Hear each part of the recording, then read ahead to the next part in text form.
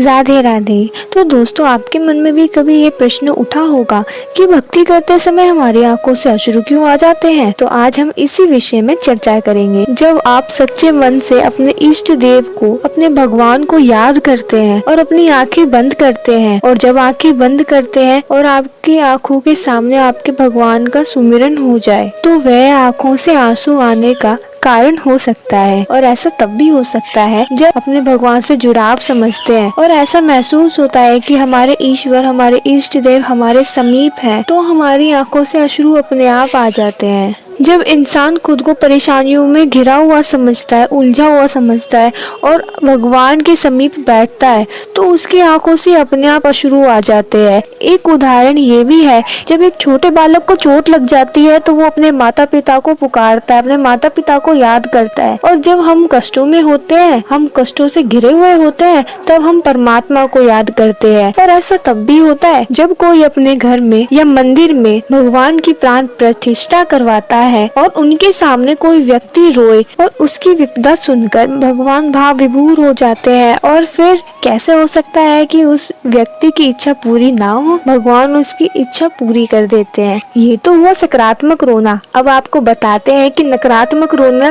किस तरह होता है। आइए इसको कुछ इस प्रकार समझते हैं।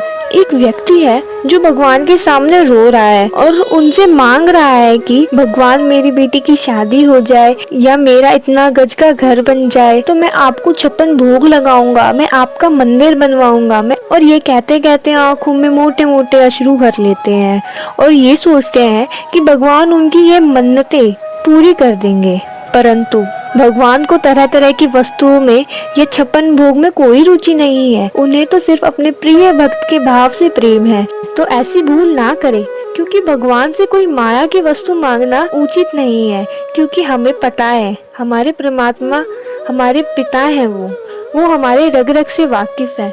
अच्छा बुरा वह सब जानते हैं। हमारे साथ वे कभी बुरा नहीं करेंगे। भगवान से कोई माया वाली वस्तु मांगना ही उचित नहीं है, क्योंकि वह हमारे पिता हैं, वो हमारे परमेश्वर है, वह हमारे रग रग से वाकिफ है और वो हमारा बुरा अच्छा सब जानते हैं। वह हमारे साथ कभी बुरा नहीं करेंगे। और अगर हमें लगता है कि हमारे साथ बुरा हो रहा है या हमें वह वस्तु नहीं मिल रही है, तो या तो वो कोई सीख दे रही है या फिर चीज हमारे लिए अच्छी नहीं है, इसलिए वह हमसे दूर हो रही है और हमारे भले के लिए हो रही है। तो दोस्तों, भगवान से यूं ही प्रेम करते रहो। राधे राधे।